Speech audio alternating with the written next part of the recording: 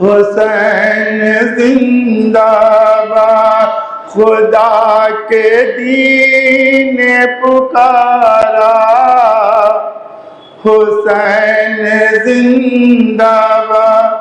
اذان دی جو گئی کربلا کے میدان میں، اسی کی گونج ہے پھیلی، اے لوگ ارض و سما میں دیا ہے دین کو سہارا، حسین زندہ باد، کلام حق کا ہے نعرہ، حسین زندہ باد۔ توجہ، گر باتیں کرنی ہے رب سے، آؤ نماز پڑھیں، گر باتیں کرنی ہے رب سے، آؤ نماز پڑھیں، جواب ہی حق سے تو پھر قرآن پڑھیں، پیام یہ سجدہ دے تیرا، پیام یہ سجدہ دے تیرا، حسین زندہ باد، کلام حق کا ہے نعرہ، حسین زندہ باد۔ اور نماز ایسی پڑھی کہ نماز نماز رہی، قرآن پاک کے کلمات کی برسات ہوئی، سجود کا عزم ابھارا، سجود کا عزم ابھارا، حسین زندہ باد، کلام حق کا ہے نعرہ، حسین زندہ باد۔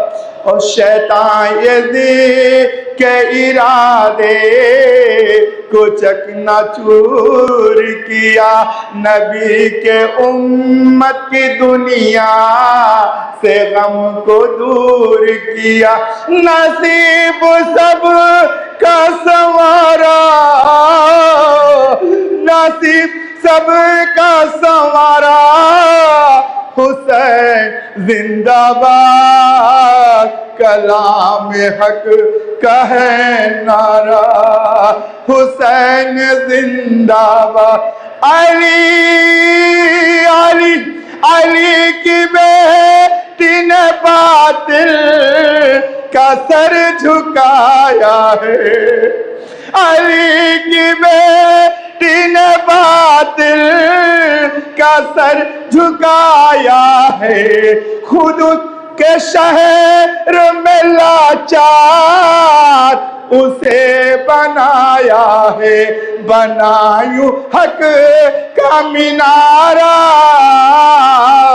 حسین زندہ باد۔ آخری کلام، امام منتظر افسر جو آنے والے ہیں، امام منتظر افسر جو آنے والے ہیں، علی کی تیغ کا جلوہ دکھانے والے ہیں، ہے ان کے لب پہ یہ نعرہ،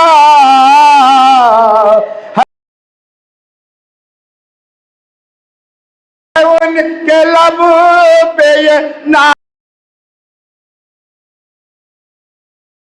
زندہ باد، کلام حق کا ہے نعرہ، حسین زندہ باد۔ شکریہ بیٹا۔ جزاک اللہ محترم افسر حسین صاحب، جو انہوں نے تمام مولوی سے سلام تشریف لائے، مجلس کا آغاز ہو چکا ہے، آپ حضرات سے صلوات کی نماز ہے۔ صل على محمد وآل محمد وعجل بر محمد وآل محمد صلوات. اللهم صل على محمد وآل محمد وعجل. حضرات، چونکہ اعلان 8:15 بجے کا ہے تو مومنین، اس کے پہلے بھی مجلس ہوتی ہے، مومنین کی زحمتوں کو مد نظر رکھتے ہوئے 8:15 بجے کا اعلان کیا گیا. حضرات سے بس ادب التماس ہے کہ آپ 8:15 بجے تک آ جائیں تاکہ مجلس بر وقت شروع ہو سکے.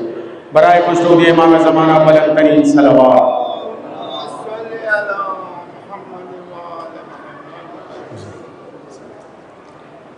ایک مطلب چند اشعار موصوف تشریف لا چکے ہیں، بس ایک مطلب چند اشعار پیش کروں. ہے مکہ فاطمہ کا، مدینہ فاطمہ کا ہے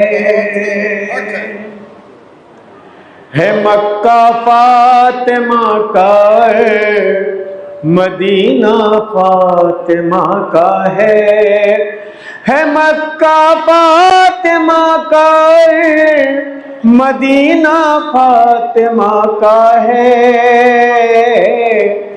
زمین و آسماں کیا ہے، زمانہ فاطمہ کا ہے.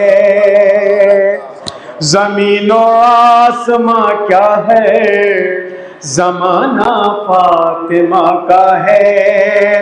تو ولی شوہر نبی ہے باپ، بیٹے ہیں امام حق. ولی شوہر نبی ہے باپ، بیٹے ہیں امام حق. فقط ایسا جہاں میں ایک شجرہ فاطمہ کا ہے. فقط ایسا جہاں میں ایک شجرہ فاطمہ کا ہے.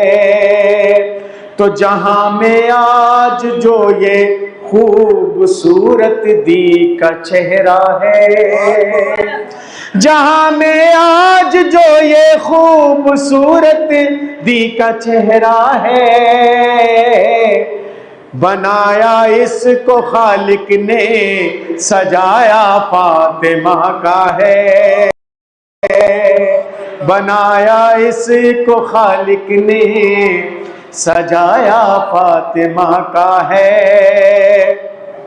اور تلاوت کر رہا ہے بے بدن قرآن صامت کی. تلاوت کر رہا ہے بے بدن قرآن صامت کی. سرے نو کے سینہ دیکھو وہ بیٹا فاطمہ کا ہے. سرے نو کے سینہ دیکھو وہ بیٹا فاطمہ کا ہے. اور جہاں میں آج جو نسوانیت کا بول بالا ہے، جہاں میں آج جو نسوانیت کا بول بالا ہے،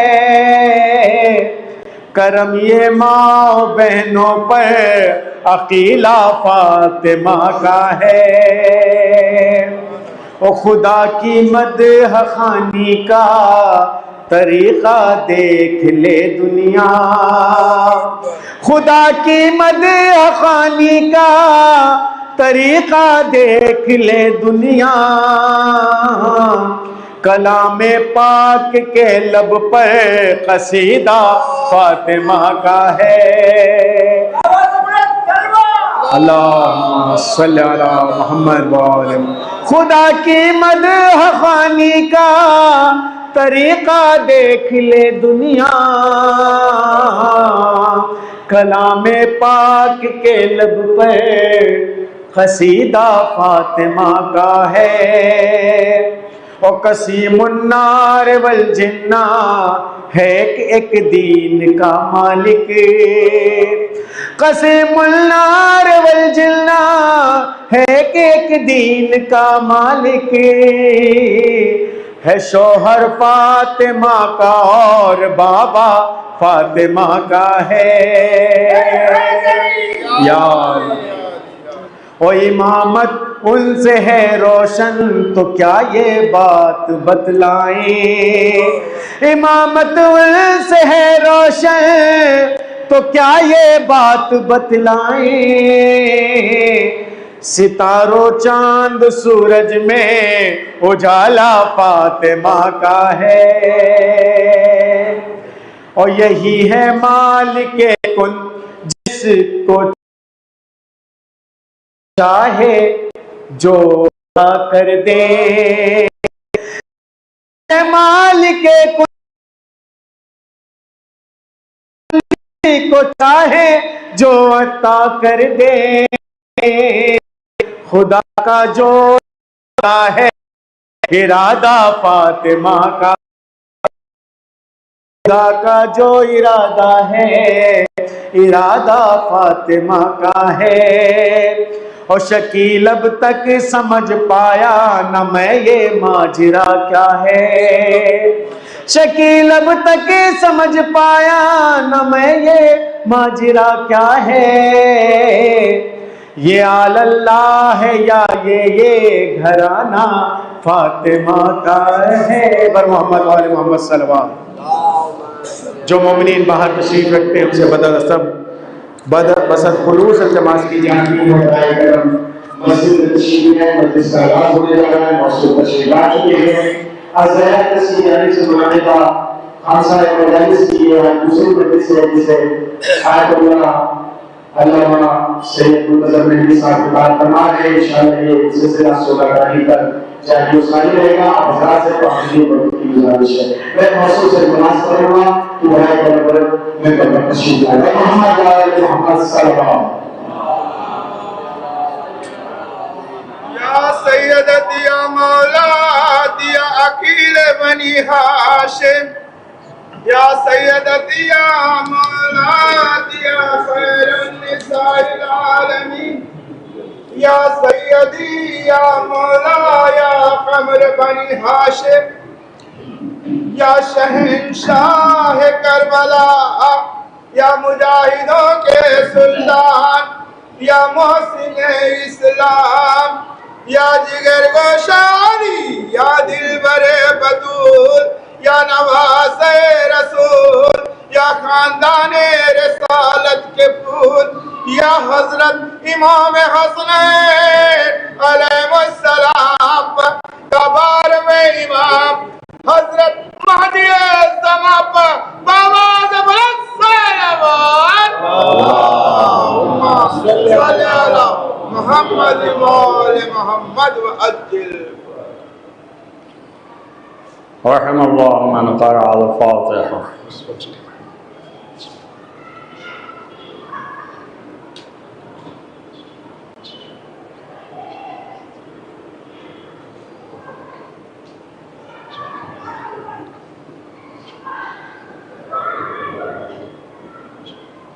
نعرے بابا کے بلند تلوار، اللہم صلی علی محمد وآل محمد۔ لا حول ولا قوة إلا بالله العلي العظيم۔ أعوذ بالله السميع العليم من الشيطان اللعين الرجيم۔ بسم الله الرحمن الرحيم، وبه نستعين وهو المعين۔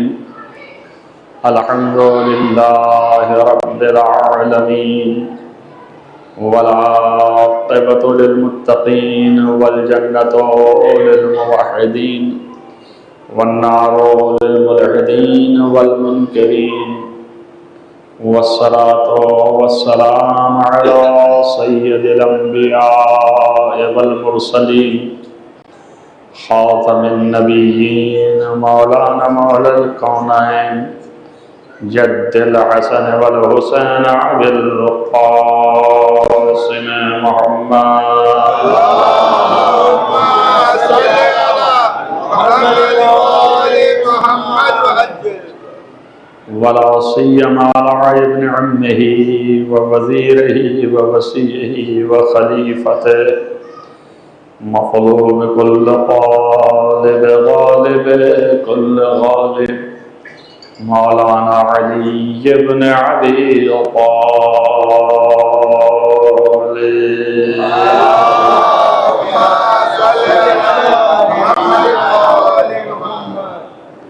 وعلى آله الطيبين الطاهرين المعصومين المظلومين الذين أذهب الله عنهم الرجس وطهرهم تطهيرا.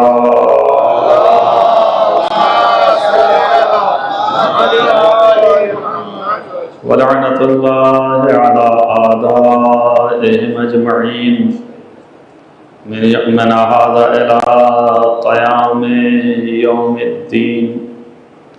أما بعد فقد قال الله سبحانه وتعالى في كتابه الحكيم: بسم الله الرحمن الرحيم.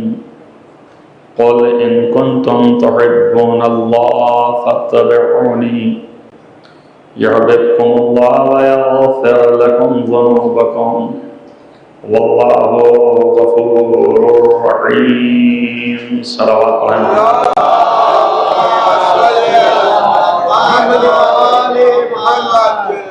عزیزان گرامی، مرتبہ یہ آیہ کریمہ جو کل کی میں نے تلاوت کی تھی آپ کے سامنے، اسی آیت کے عنوان سے گفتگو، جو کہ سادے طریقے سے اصل دین محبت ہے، اور محبت ہی اساس دین ہے.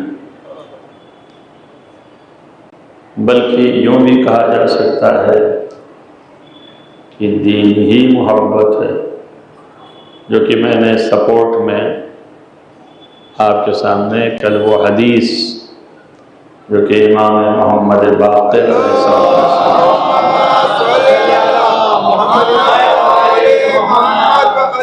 جو متعدد کتابوں میں ہے، مستند، اصول کافی جیسی کتاب میں بھی، بصائر الدرجات اور دیگر کتابوں میں بھی، اور میں نے وہ حدیث آپ کے سامنے پیش کی.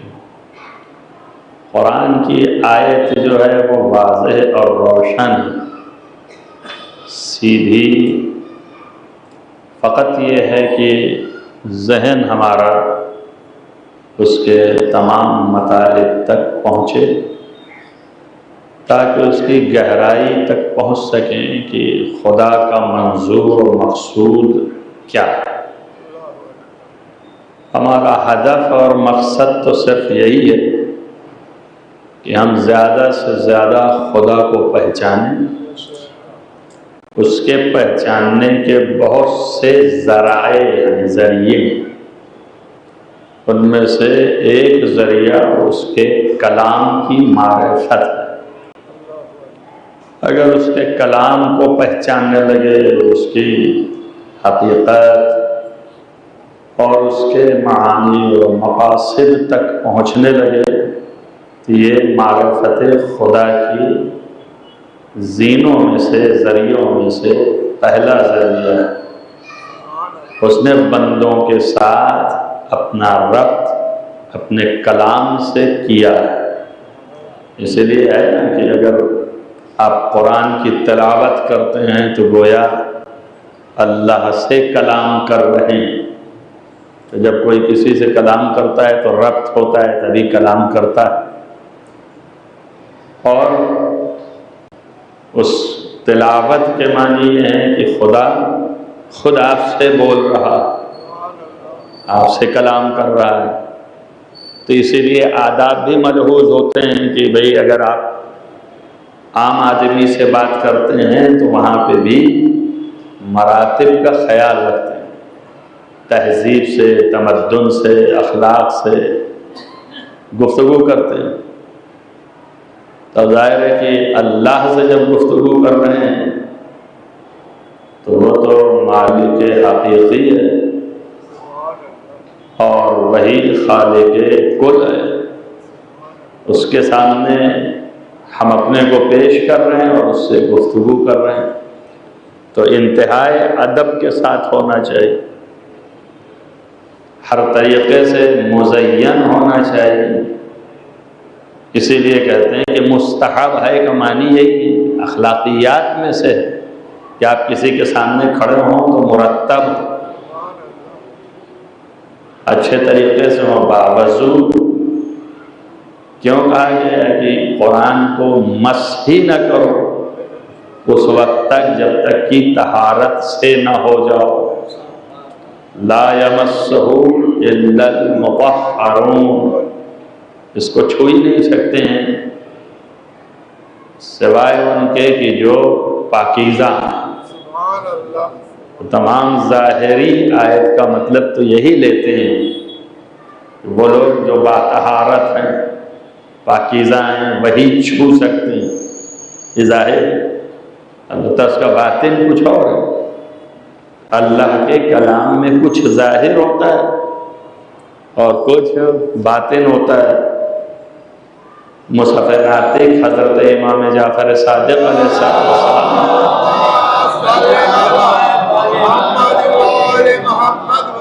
یہ ارشاد فرمایا ہے کہ اس کے ایک ایک کلمات میں ظاہر کے ساتھ ساتھ ساتھ باطن ہے، اور ہر باطن کے ساتھ پھر 70 باطن ہے. اسی وجہ سے کبھی ایک آیت کا مطلب کوئی صحابی پوچھتا ہے تو امام کچھ بتاتے ہیں، اور اس کے بعد پھر اسی آیت کا مطلب کوئی دوسرا پوچھتا ہے تو کچھ اور بتاتے ہیں. تو بہت سے لوگوں کا دماغ میں ہو جاتا ہے کیسے ممکن ہے کہ ایک کو یہ مطلب بتایا اور ایک کو یہ مطلب بتایا. تو چونکہ اس میں باطن ہے تو افراد کو دیکھ کے مطلب بتاتے ہیں. جو سطحی ذہن کا ہے تو سطحی معنی تو یہی ہوا کہ جب تک پاکیزہ نہیں ہو قرآن کو نہ چھوؤ، یہ ایک مطلب ہو گیا. اب اگر آپ نے پوچھا کہ بتائیے اس کے معنی کیا ہیں، یہ ظاہری تھا، سطحی آدمی ہے تو سطحی بتا دیں. اگر کوئی اور پڑھا لکھا دقیق آیا اس نے پوچھا اس کا مطلب کیا ہے، تو یہاں چھونے کا مطلب چھونا نہیں ہے، مس کے معنی چھونے کے نہیں. مس میں ہوتا کیا ہے، مس جب ہم نے کیا یوں مس ہو گیا، معنی یہ ہے کہ ہم نے اس کو اس سے جو ٹچ کیا تصرف کیا، اور جب ہم نے تصرف کیا استعمال کیا نا اس کے ساتھ، تو جب ہم نے استعمال کیا تو اللہ کہہ رہا ہے قرآن کو کوئی استعمال نہیں کر سکتا سوائے ان کے جو پاکیزہ خلق کیے گئے ہیں.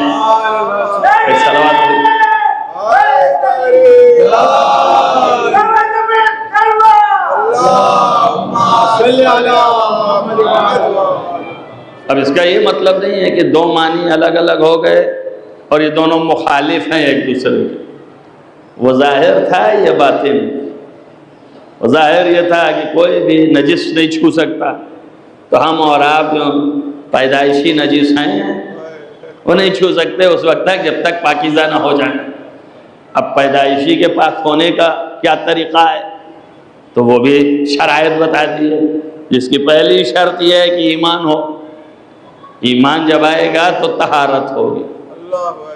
اللہ نے کہا ہے نا وَيُزَكِّيهِمْ وَيُعَلِّمُهُمُ الْكِتَابَ، ہم نے اس نبی کو بھیجا ہے تاکہ تمہیں پاک کرے.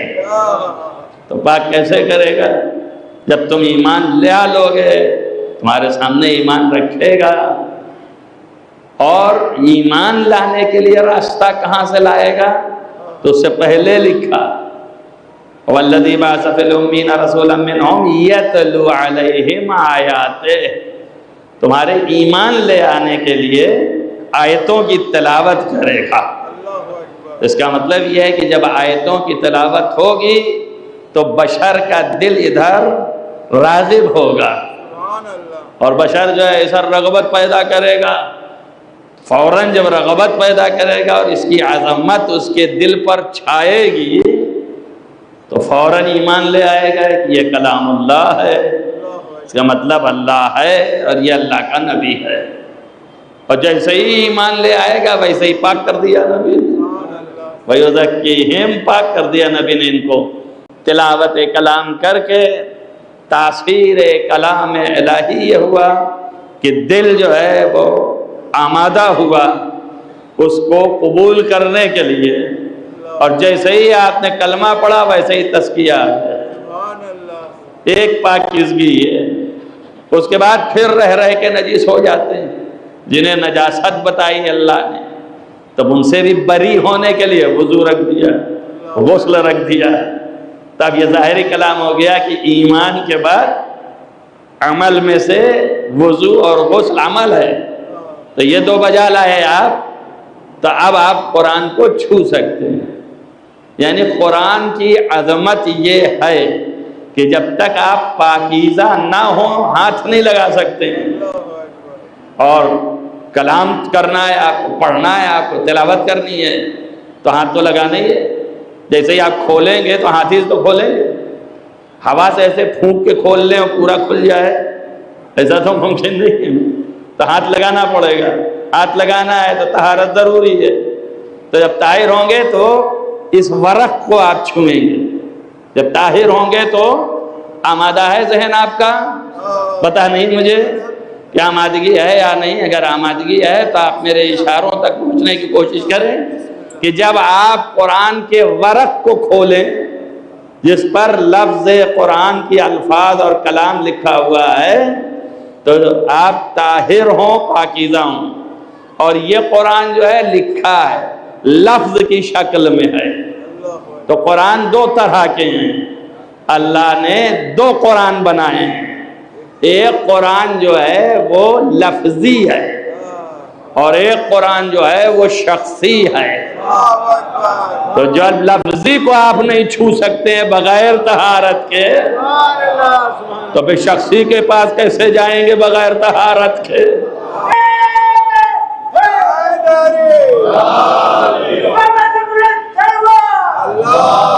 نہیں جا سکتے۔ آپ کو پاکیزہ ہونا پڑے گا، طاہر ہونا پڑے گا۔ تو جب یہاں تک آ گئے تو ہمیں ایک چیز اور بتائیے کہ یہ قرآن جب آپ لیتے ہیں تو کیا اس قرآن کو آپ لے کے جا کے پانی میں ڈبو کے پاک کرتے ہیں؟ آپ کہیں دماغ خراب ہو گیا آپ کا، یہ تو قرآن خود ہی پاکیزہ ہے، اب اس کو وضو دلانے کی ضرورت نہیں ہے، غسل دلانے کی ضرورت نہیں، طہارت کی ضرورت نہیں، یہ تو خلق خدا ہے اور پاکیزہ ہے۔ تو ایک بات یہ بھی معلوم ہو گیا کہ قرآن اگر لفظی بھی آتا ہے تو وہ بھی اللہ کی طرف سے پاکیزہ ہے، تو جو قرآن شخصی ہوگا تو پاکیزہ ہی پیدا ہوگا نا۔ تو اب پھر یہ کہنا کہ ابھی غسل نہیں دیا، جب امام حسین علیہ السلام پیدا ہوئے تو ام الفضل نے کہا، ان کے ہاتھ میں تھے، رسول نے کہا لاؤ مجھے ناولنی، مجھے دو۔ کہا یا رسول اللہ ابھی غسل نہیں دیا۔ کہا وہ حق تیرا ناس ہو جائے، تو اس کو غسل دلائے گا جسے اللہ مائے وحی سے پاک کر کے لے جائے۔ صلوات پڑھیں محمد وآل محمد۔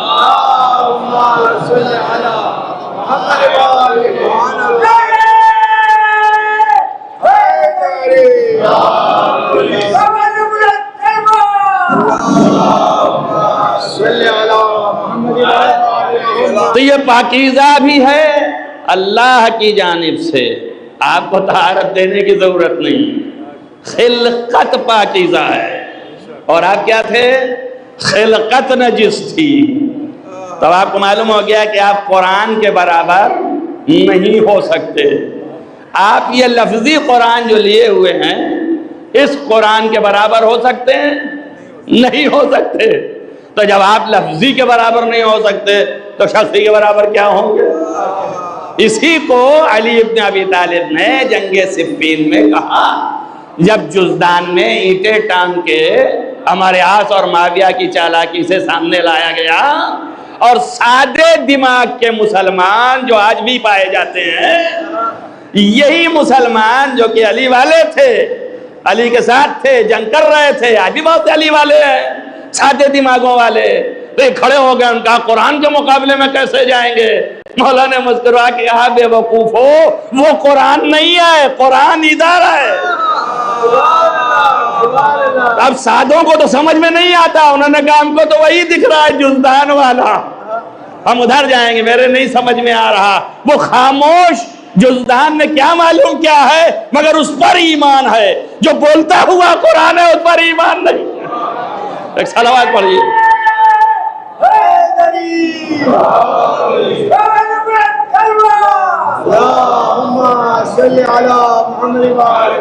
دنیا کی کوئی بات بھی تم پوچھ لو جناب، ایسا قرآن پاک خدا سے دلا دیا، اور دیکھو سنبھل بھی جاؤ، آ جاؤ ہوش میں، گھاٹا ملے گا جس نے علی کو بھلا دیا۔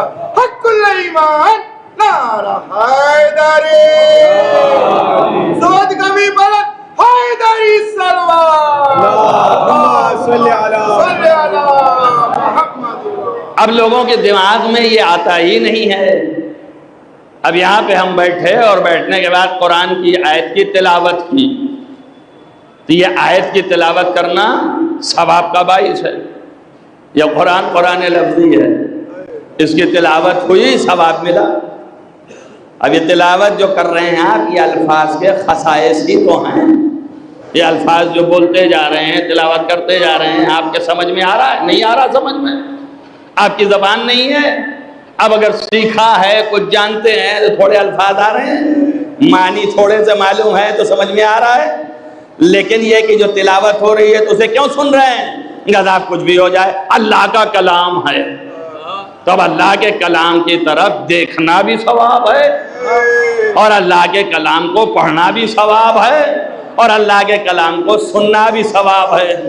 تو یہ لفظی کلام کے اتنے خصائص ہیں۔ تو اب جب شخصی کلام آیا تو ان کا اس کی طرف نگاہ کرنا بھی عبادت ہے، اس کی محبت دل میں رکھنا بھی عبادت ہے، اور اس کے خصائص بیان کرنا بھی عبادت ہے، اور اس کے فضائل سننا بھی عبادت ہے۔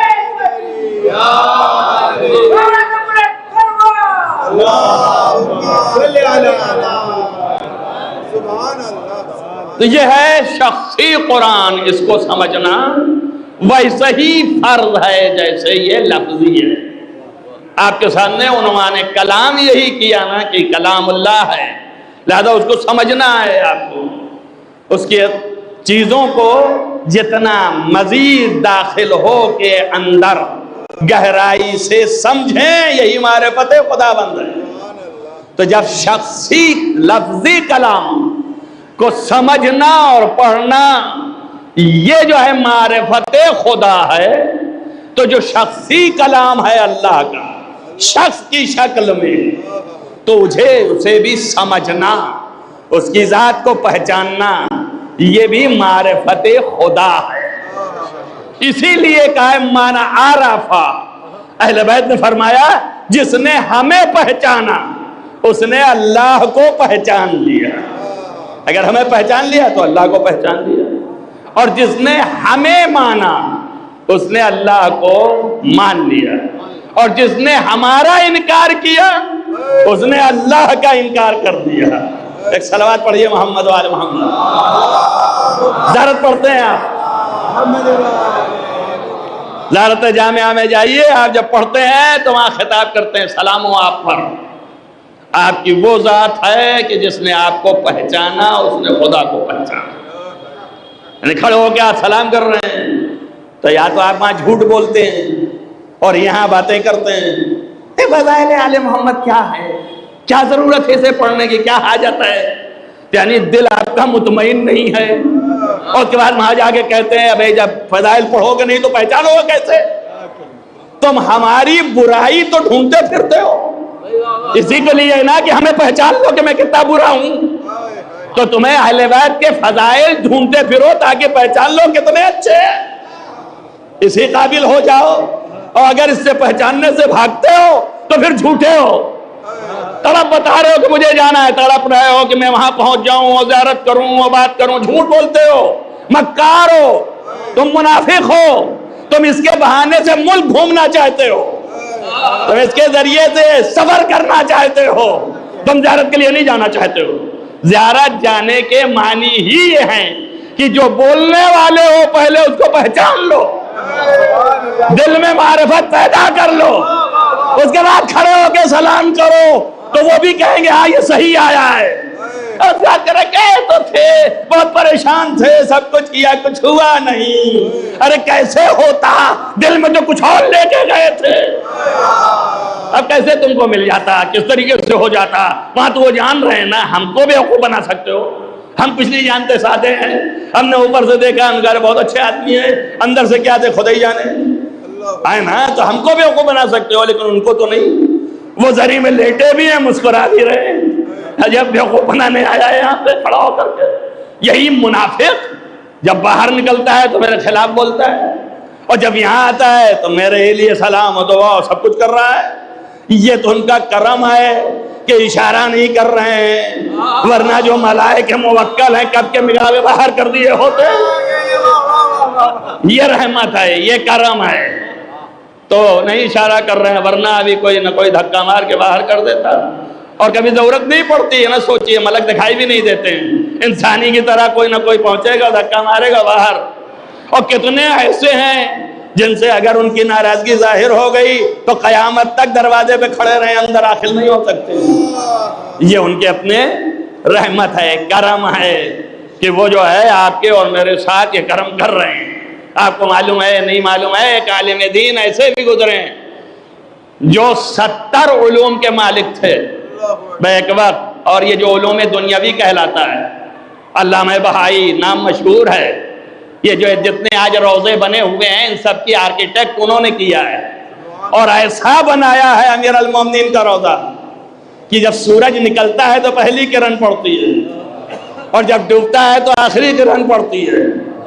یہ ان کا ہے کارنامہ. انہوں نے ایک دروازہ بنانا شروع کیا جو صدر دروازہ تھا, تاکہ اس سے وہی داخل ہوں گے جو حلال زادے ہوں گے, اور کوئی داخل نہیں ہو سکتا ہے.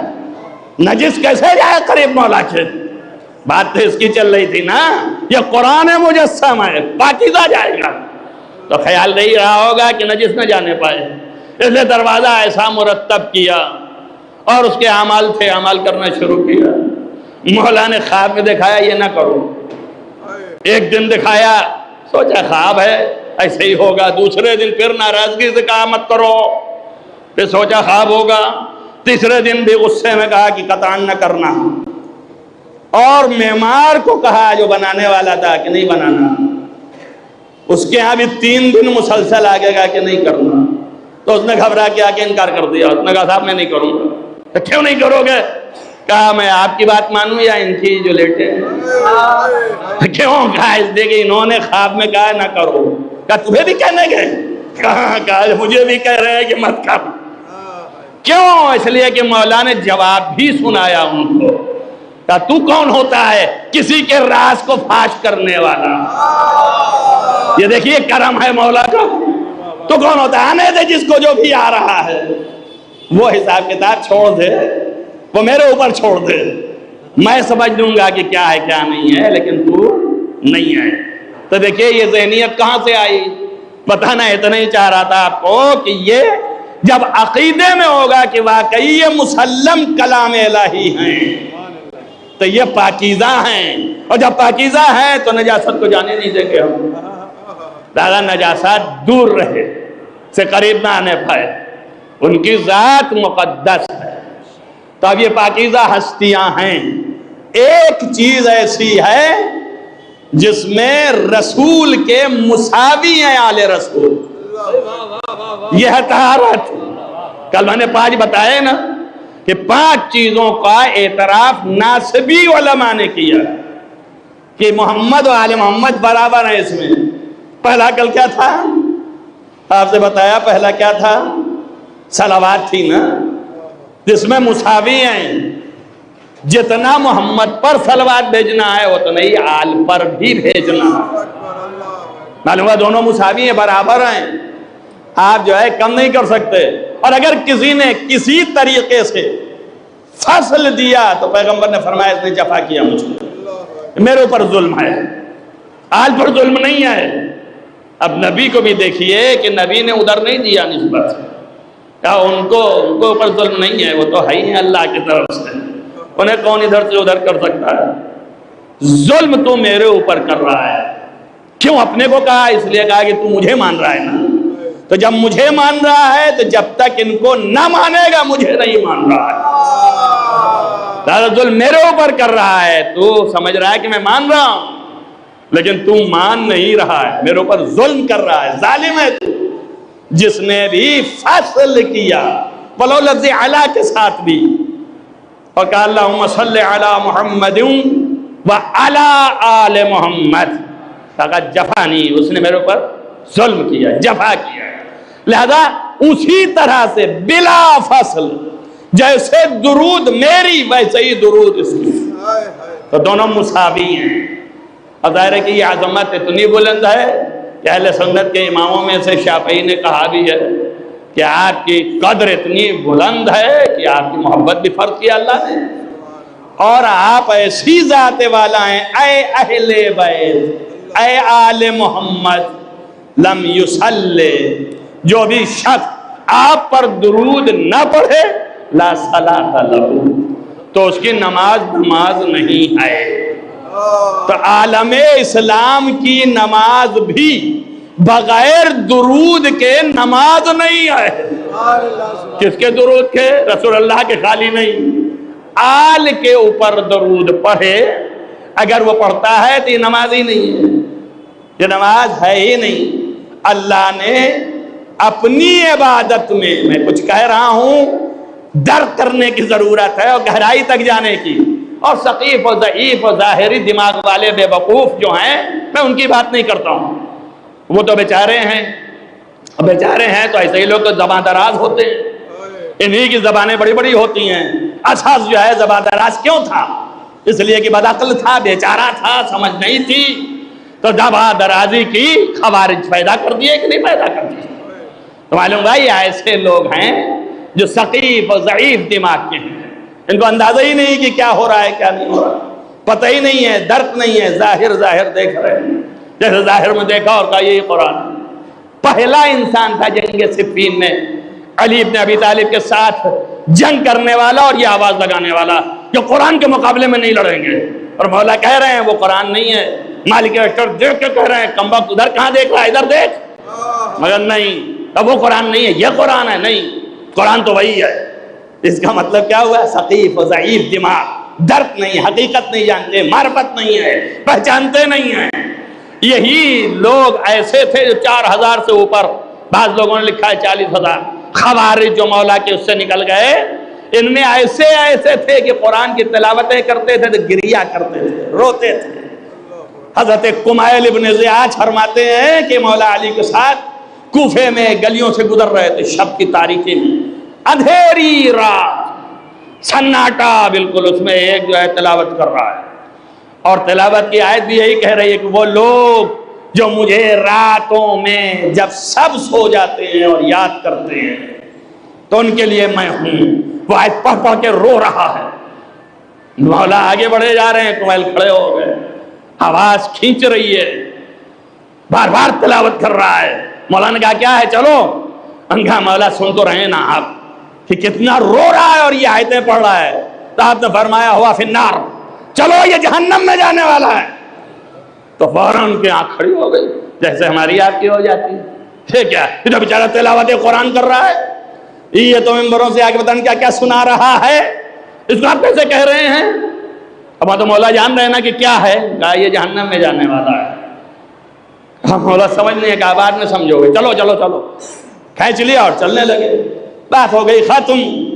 کچھ دن گزرنے کے بعد جب جنگ نہروان قائم ہوئی اور وہاں پہ حضرت نے فرمایا کہ ان 4000 میں سے اتنے قتل ہوں گے اور اتنے بچیں گے، اس کے بعد جنگ ہوئی، گھماسان لڑائی ہوئی اور مارے گئے، قتل ہو گئے۔ معرفت اور عدم معرفت یاد رکھیے گا، پہچان یاد رکھیے گا، اور یہ آ نہیں سکتی جب تک محبت نہ ہو۔ جب محبت ہوگی تبھی معرفت آئے گی، اور جیسے جیسے معرفت آئے گی محبت اور بڑھتی جائے گی۔ تو اس کے لیے پہلے بیٹھا لو، پھر اس کے بعد معرفت پیدا کرو، اور معرفت پیدا کرتے جاؤ، محبت بڑھاتے چلے جاؤ۔ جتنی بڑھتی جائے گی اتنی فائدہ دیتی چلی جائے گی، اتنا ہی پیروی خدا پیدا ہوگا، اتنا ہی کردار سنورے گا، اتنا ہی آخرت بنتی چلی جائے گی.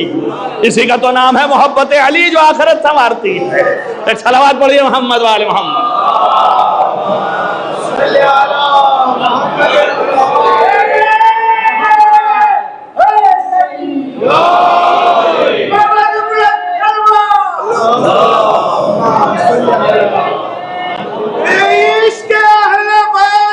جینا حرام ہے, عشق اہل بیت کا جینا حرام ہے. رب کا مسلسل ان پہ درود و سلام ہے. ساری خدائی سونپتی کل کائنات کی, اکثر قرآن پاک میں یہ ذکر عام ہے. حق الایمان نعرہ حیدری, سعود نبی بلند حیدری صلوات.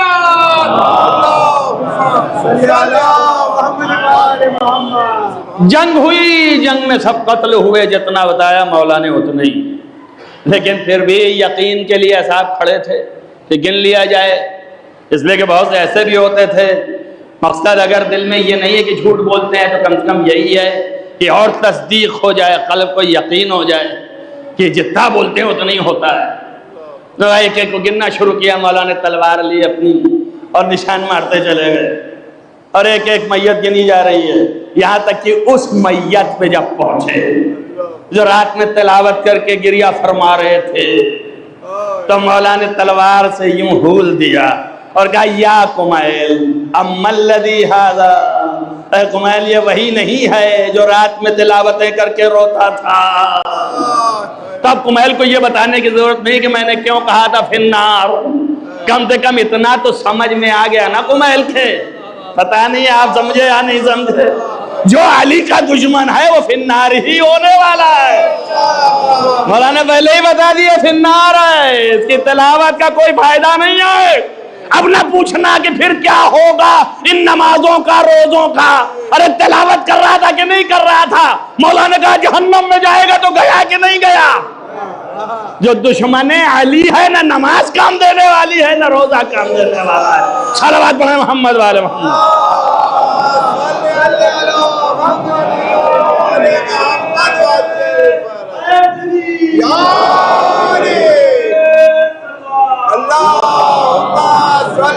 اسی طریقے سے مساوات رکھتے ہیں 5 چیزوں میں. ایک جو ہے وہ درود, جب تک کہ آل محمد کے اوپر درود نہ آئے اس نماز کا فائدہ نہیں. چاہے جتنی پڑھیں, جس قدر چاہے پڑھیں, مگر فی النار, جہنم میں جانے والے ہیں. اور یہ تو شافعی امام ہیں, وہ بھی کہہ کے گئے ہیں, اہل سنت کے اماموں نے فتویٰ دیا ہے من لم یصلی علیہ لا صلاۃ لہ, جو آپ کے اوپر درود نہ پڑھے آئے اہل بیت تو اس کی نماز نہیں ہے. اور حضرت امام زین العابدین علیہ السلام معتبر روایت اور صحیحہ, ایک راوی جو کہ عقائد میں مخالف تھا, اس نے پوچھا, یعنی عقائد امام نہیں تھا, اس نے پوچھا کہ نماز میں سب سے اعلیٰ کیا چیز ہے؟ تو آپ نے فرمایا صلاۃ, وہی ختم کرتی ہے نماز کو.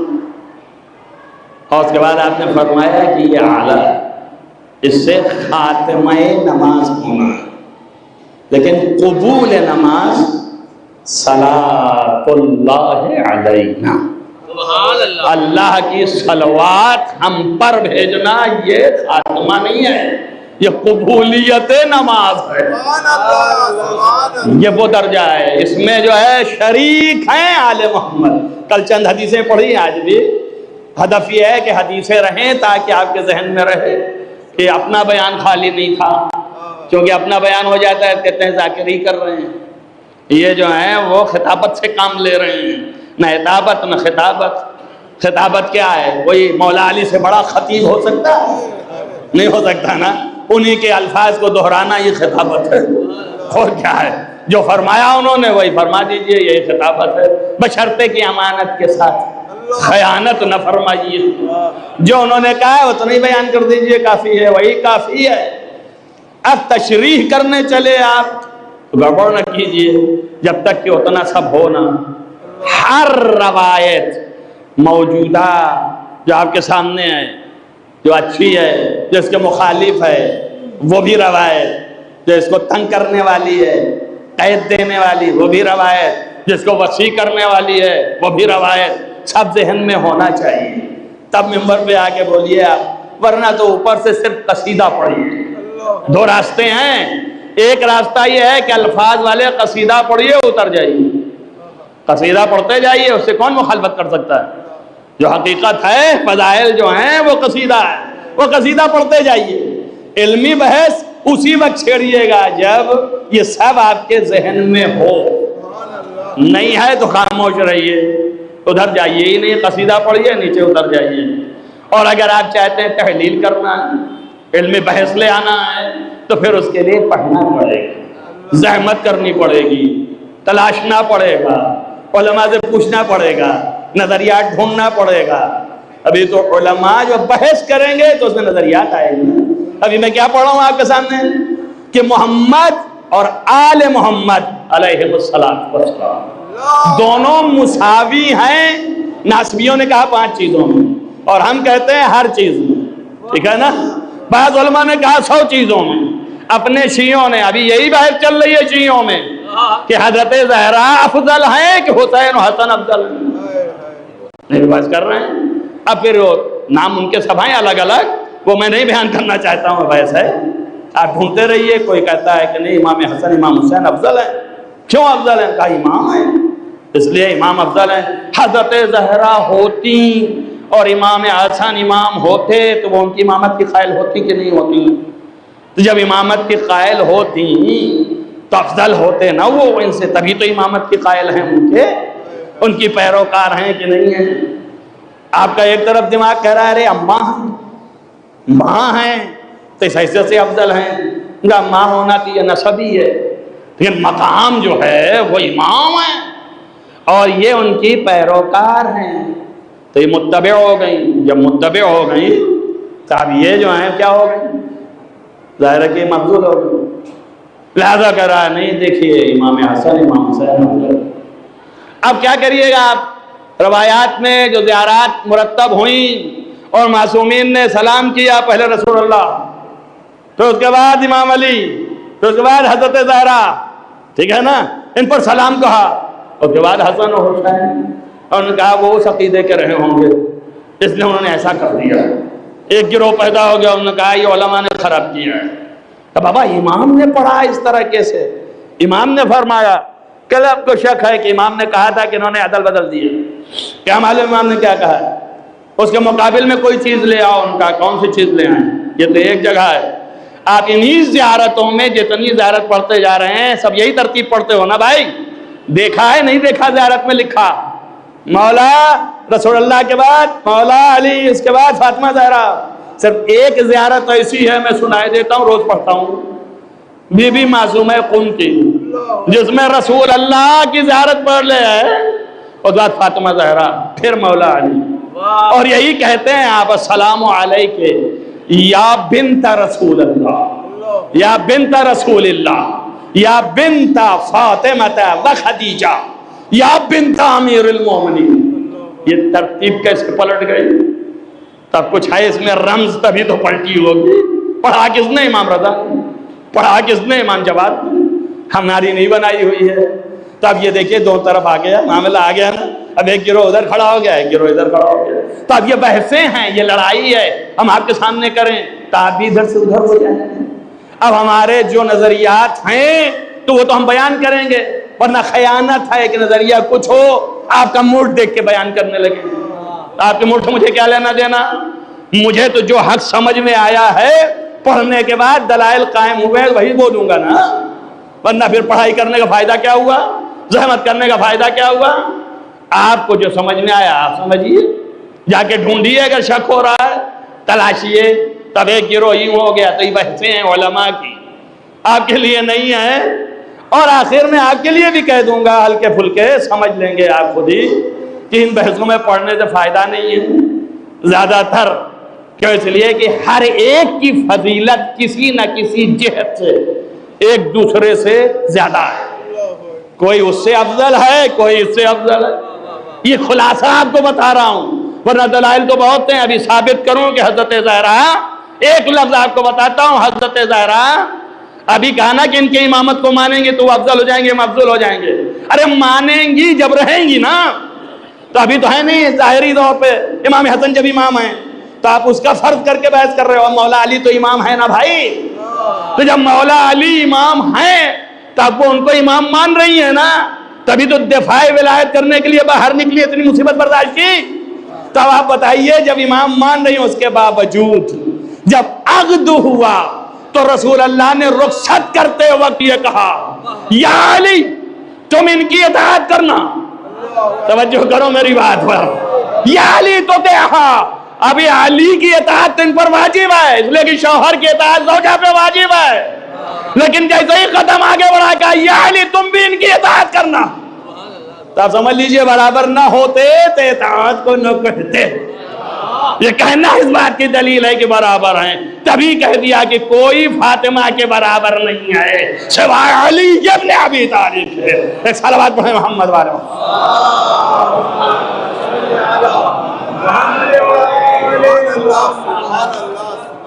اب ہر چیز کے بیان میں کچھ نہ کچھ دلیل لانے کی ضرورت ہے.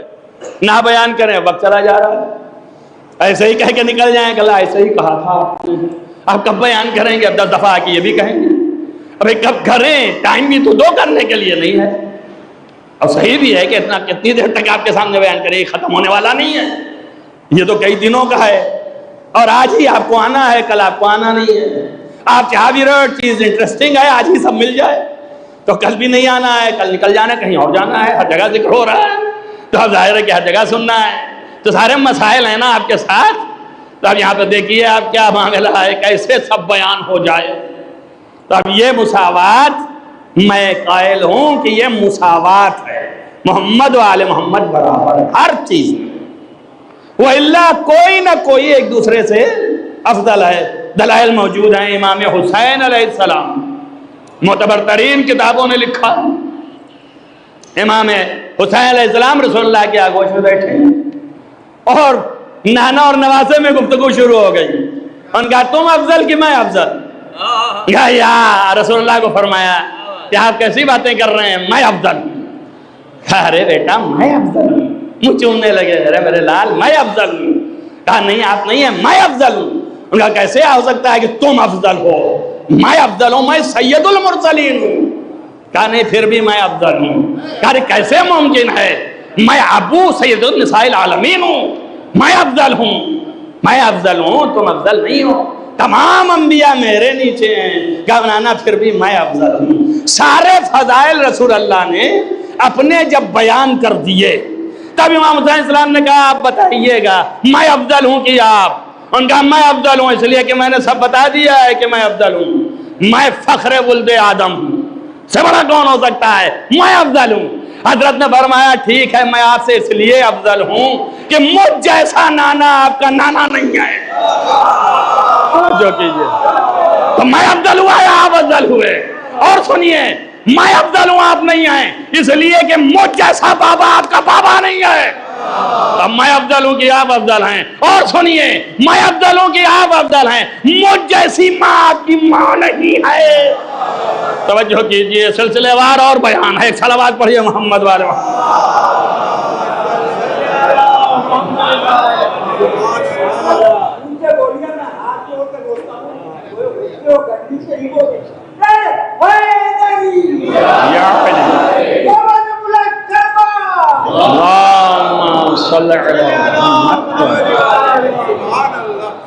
اب ظاہر ہے اس میں اور بہت سی باتیں ہیں، سب کا ایک ایک گنانا شروع کیا کہ بتائیے. اب سارے نسبی شرف اور سارے سببی شرف. اب اس کے بعد پوچھا بتائیے آپ افضل ہیں کہ ہم افضل ہیں؟ رسول اللہ نے چوم لیا، منہ کو ہاتھوں میں اٹھا لیا. الحق کمال حق ہوا معک، جو حق ہے وہ آپ ہی کے ساتھ ہے. اس لیے کہ شاید یہی وجہ ہوگی کہ رسول اللہ نے ہر طرف دیکھنے کے بعد کہا انا من الحسین، میں بھی حسینی سے ہوں. ایک صلوات پڑھیے محمد وال محمد.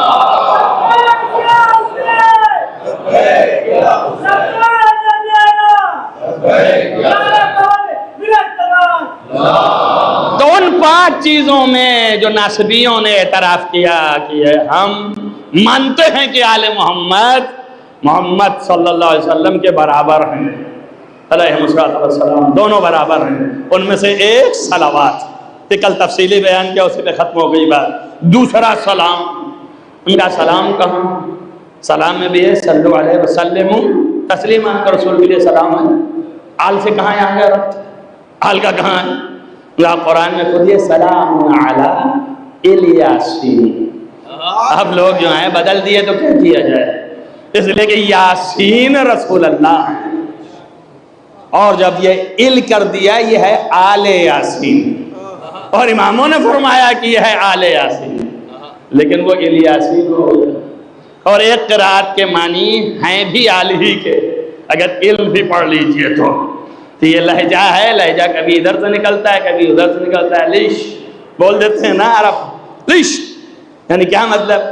لأی شیئن، اب تک لمبے کو کون کرے گلیش، سمجھ میں آیا نا؟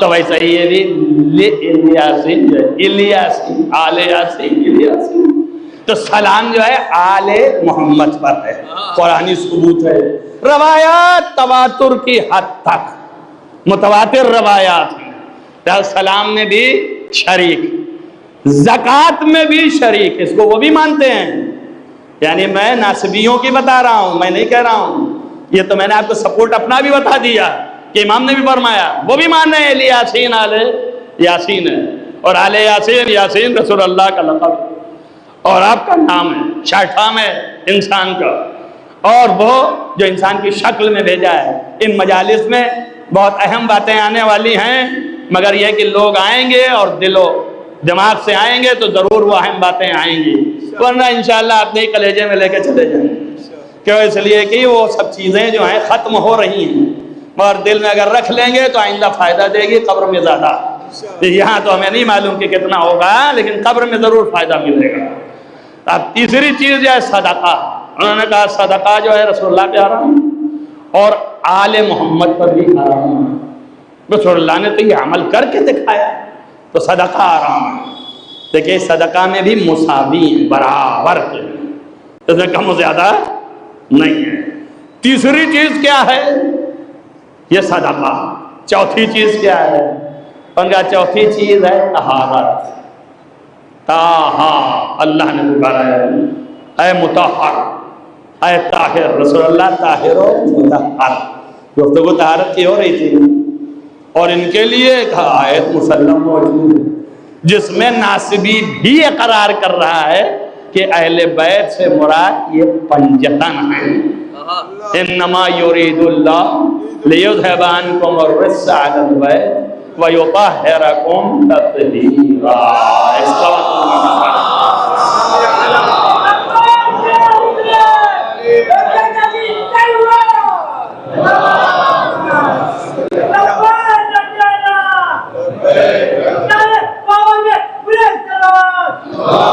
وقت تمام ہو رہا ہے، اس لیے آپ کو اسی بات پر تمام کر دینا ہے، پھر پانچویں کل انشاءاللہ تعالی، یا موقع رہا تو نہیں کوئی اور بات، لیکن یہ ہے کہ طہارت میں مساوی ہے، اور یہ طہارت، آیت طہارت نازل ہوئی ہے خمسہ نجبہ کے لیے۔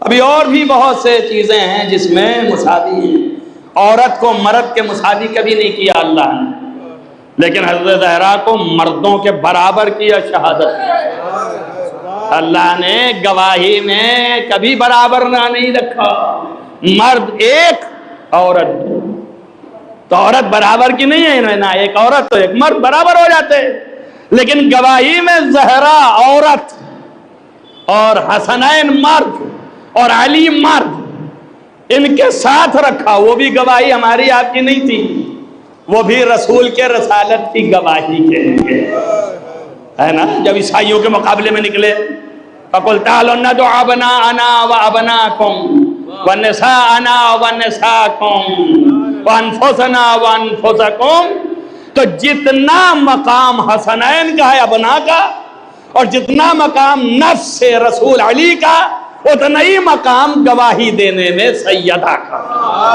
تو مساوی ہے نہیں ہے، طہارت میں مساوی، گواہی دینے میں مساوی، یہ وہ اس کے قائل نہیں ہے لیکن ہیں اب طہارت میں مساوی ہیں، یہ طہارت کے لیے مسلم، دشمن سے دشمن بھی قائل ہے کہ آئے تطہیر پنجتن کے لیے ہے۔ کچھ لوگ اوروں کو داخل کرتے ہیں مگر پنجتن کو خارج نہیں کر سکتے، تو اب یہ طے ہو گیا نا کہ آئے تطہیر پنجتن کے لیے ہے، اور یہی کا ناسبی نہیں، یہی کا دشمن نہیں، رسول کے زمانے سے لے کے رسول کے فوراً بعد کا دشمن بھی قائل تھا۔ تبھی تو مولا علی نے اس سے دلیل دی ہے۔ جو لوگ بے وقوف کہتے ہیں مولا نے کب کہا تھا، مولا کیوں نہیں آئے، مولا کیوں اپنا مقام نہیں لینے آئے، مولا کیوں نہیں مناظرہ کیا، پہلے پڑھو تو جا کر کے، جگہ جگہ پہ مباحثہ، جگہ جگہ پہ مناظرہ کیا ہے۔ جب حضرت سیدہ کو فدق نہیں دیا اور گواہی مانگ لی، توجہ رکھنا میری بات پر، تو آپ جا کے ڈھونڈ لیجئے یہ واقعہ مسلم ہے۔ جب گواہی مانگ لی تو حضرت سیدہ گواہ لے کے گئے۔ گواہ کس کو لے کے گئے؟ وہی علی کو کہ جو رسول کی گواہی میں گئے تھے، وہی حسنین کو جو رسول کی گواہی میں گئے تھے، یہی ہے نا، ان کو گواہ لے کے گئیں۔ ایک ثبوت لے کے گئیں گواہ کے طور پہ، ثبوت۔ وہ کون تھی؟ وہ ام ایمن۔ ام ایمن کنیز تھی، رسول اللہ کو ورثے میں ملی تھی، وراثت میں، اور یہ کنیز تھی حضرت آمنہ خاتون کی، تو یہ وراثت میں ملی تھی، اس لیے ثبوت لے کے گئی کہ دیکھو اگر رسول جو ہے وہ وارث نہیں ہوتا تو یہ کیسے وراثت میں ملی ہیں۔ ارے اللہ، سوچو میں کیا کہہ رہا ہوں، یہی کہہ رہا ہوں نا، نہیں حاضر نہیں رہتے، ادھر ادھر رہتے۔ صلوات پڑھو محمد وعلی محمد۔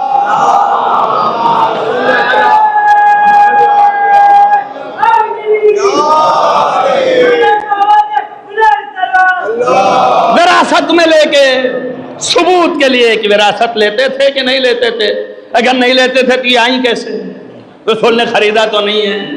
یہ ام ایمن جو ہیں وہ کنیز ہیں، جو ماں کی کنیز ہیں، باپ کی کنیز ہیں، اور یہ ان کو وراثت میں ملی ہیں، اور وہی وراثت حضرت سیدہ تک ہے۔ آپ لے کے آئی ہیں، یہ ہیں ساتھ میں، کون ہے؟ گواہ۔ تنہا اتنا ہی نہیں، رسول نے فرمایا ہے جنت میں پہلے داخل ہونے والوں میں حضرت زہرا اور اہل بیت کے بعد ام ایمن، یہ وہ بیوی ہیں جو جنتی ہیں، جن کے لیے رسول نے خبر دی ہے یہ جنتی ہیں۔ اب تمہارے پاس بھی کوئی جنتی ہوتا لے کے آتے، یہ جتنے اشرا مبشرہ ہیں یہ سب بات کے پیدا کرتا ہے۔ رسول کے کیے ہوتے تو منہ توڑ جواب دیتے کہ ہم خود بھی تو جنت کے ہیں، لیکن خود تو نہیں کہہ پائے نا کہ جنت کے ہیں، اس کا مطلب بعد میں گڑھا گیا۔ اور یہاں جو جنت کی بیوی تھی فاطمہ لے کے گئی کہ یہ جنتی ہے، وہ پوچھ رہے تھے ذرا سا بول دیجئے، ذرا سا بتا دیجئے، تو ذرا سا سن لیجئے، للہ ذرا سا سن لیجئے، لے کے گئی کہ یہ ہے، اور یہ گواہیاں دینے کے لیے نہیں مانا۔ گواہی لے کے، گواہی مانگنے کا حق نہیں تھا کہ اس لیے کہ مال سیدہ کا ہے، گواہی تم لے آؤ لینے کے لیے، یہ الٹا ہے، الگ بحث ہونی ہے، لیکن پھر بھی سیدہ کی یہ گواہ ہیں، اس کے باوجود بھی نہیں مانا۔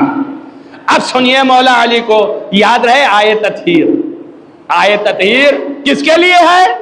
پنجتن کے لیے۔ کس کے لیے ہے؟ فاطمہ کے لیے۔ اب میں اسرا نہیں پڑھنا چاہتا ہوں جیسا تم چاہتے ہو سننا، تو فاطمہ کے لیے آیت تطہیر۔ اب یہ یاد رہے، اس بعد مولا علی مخاطب ہوئے اور خلیفہ اول سے کہا بتا اگر کوئی شخص آ کے سیدہ پر الزام لگائے، اتہام لگائے کہ العیاذ باللہ سیدہ جو ہیں خاکم بدہن انہوں نے چوری فرمائی ہے، تو کیا کرے گا؟ اس نے کہا میں حج جاری کروں گا۔ زور سے سننا، اور جہاں جہاں کائنات میں آواز جا رہی ہے سب مل کے سن کے جواب لائیں۔ مولا نے کہا کیا کرے گا؟ اس نے کہا حج جاری کروں گا، اس لیے کہ جو الزام لگائے گواہ مانگوں گا، گواہ لائے گا تو حج جاری کروں گا۔ مولا نے کہا اگر گواہ منگا کے اور تو نے گواہ نے گواہی دی اور حج جاری کی تو ویسے ہی کافر ہو جائے گا۔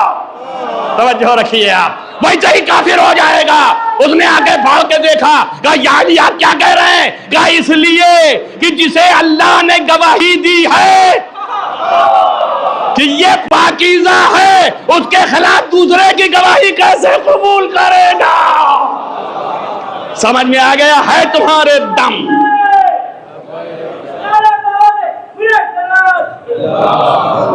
صلی علی محمد تمہارے کلیجے میں دم ہے کہ تم جو ہے یہ کہو سمجھ لو مولا علی کیا کہہ کے آئے ہیں. کچھ کہہ کے آئے نا دربار میں کہ اگر ایسا کیا تو کافر ہو جائے گا. کیوں؟ اس لیے کہ انکار آئے تطہیر ہے. اللہ اکبر. اب بھی کچھ کہنے کی ضرورت ہے؟ ایسے خاموش ہو جیسے طاہر بیٹھے ہیں. مولا علی نے کیا کہہ دیا کہ اگر انکار کیا تو نے آئے تطہیر کا تو کافر ہو جائے گا. ارے جب گواہی سیدہ قبول نہ کیا، ارے اللہ کیا سمجھتے ہو تب کیا ہو گیا؟ اب جس علی نے بھرے دربار میں کہا کہ اگر نہ مانا تو یہ ہو جائے گا، وہ کیا ایسے کی بیعت کرے گا؟ نہیں کرے گا نا. تب بھی تم بیچے بیعت کر لیا ہے، 6 مہینے کے بعد کر لیا، 8 سال کے بعد کر لیا، 20 سال کے بعد کر لیا. وہ تو مشاور تھے، وہ تو یہ تھے، اور ہمارے بیوقوف بھی لگے ہوئے ہیں احمق جن کے تمیز نہیں ہے، سمجھنے کی عقل نہیں ہے، 4 سطر پڑھ کر کے عالم بنے بیٹھے ہیں، امامہ باندھ لیتے ہیں. احمق. ان کو یہ بھی نہیں پتا کہ جو بھرے دربار میں کہے کہ تو کافر ہو جائے گا. میں کہتا رہا ہوں ڈنکے کی چوٹ پہ جس کو ہو تماہو لا کے لے لے. نواسق التاریخ میں علامہ سپہری نے ببانگ دہل لکھا کہ حضرت نے یوں مناظرہ کیا. اور اس کے بعد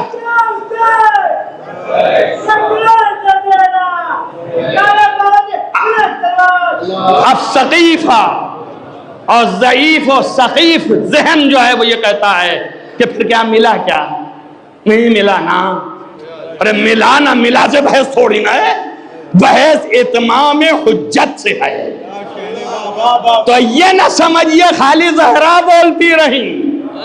میں یہ بتانا چاہ رہا ہوں جیسے زہرا نے علی کی خلافت و ولایت و وصایت کا دفاع کیا، ویسے ہی بھرے دربار میں علی نے زہرا کے حق کا دفاع کیا. خالی زہرا نہیں تھی، علی بھی بول رہے تھے. اور جیسے ہی بولے دیکھا جواب کچھ نہیں آ رہا ہے. فَبُهْتَ الَّذِي كَفَرَ. قرآن کہتا ہے کافر مبہوت ہو جاتا ہے جب جواب نہ آیا. اسی کو مبہوت کہتے ہیں.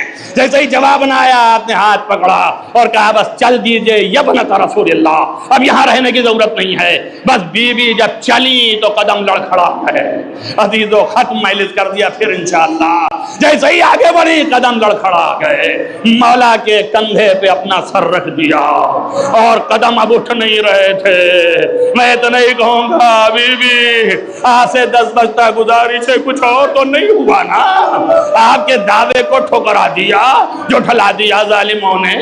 آپ کا حق نہیں دیا، 2 دفاع کے بعد نہ دیا، لیکن آپ برداشت نہ کر سکی. یا سیدہ آپ کا کوئی ہے تو؟ اے بی بی جب قدم نہیں اٹھ سکا تو علی کا سہارا لے لیا نا آپ نے. اے بی بی کلیجہ تھام کے بتائیے گا زینب کس کا سہارا لے؟ دربار میں ہے، ظالم چاہتا ہے قتل کر دے.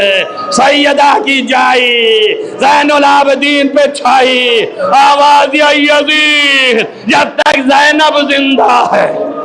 جزاکم ربکم خیر الجزا. یہ ہے وصایت و ولایت کا دفاع. بجے سے ہی چلی قدم نہ اٹھا، بس ایک مرتبہ لڑکھڑائیں اور اپنا سر علی کے کندھوں پہ رکھ دیا. مولا نے سہارا کیا اور سہارا دلا کر کے پہنچایا. عزیزو گھر تک پہنچ گئی، گھر تک تو پہنچ گئی. میں کہوں گا بی بی آپ گھر چلی گئی نا. اے سیدہ آپ کو دربار کے بعد گھر نصیب ہوا نا؟ اے بی بی دربار کے بعد گھر نصیب ہوا نا؟ ہائے زینب دربار کے بعد قید خانہ، قید خانے کے بعد پھر دربار ہے، دربار کے بعد پھر قید خانہ ہے. کھانا نہیں، دانا نہیں، بیٹھ کے نماز پڑھ رہی ہے. امام وقت پوچھ رہا ہے اے بوبی جان آپ بیٹھ کے نماز پڑھ رہی ہیں؟ فرمایا او سید الساجدین اتنا کم دانا پانی ملتا ہے کہ بچوں میں بڑھ جاتا ہے.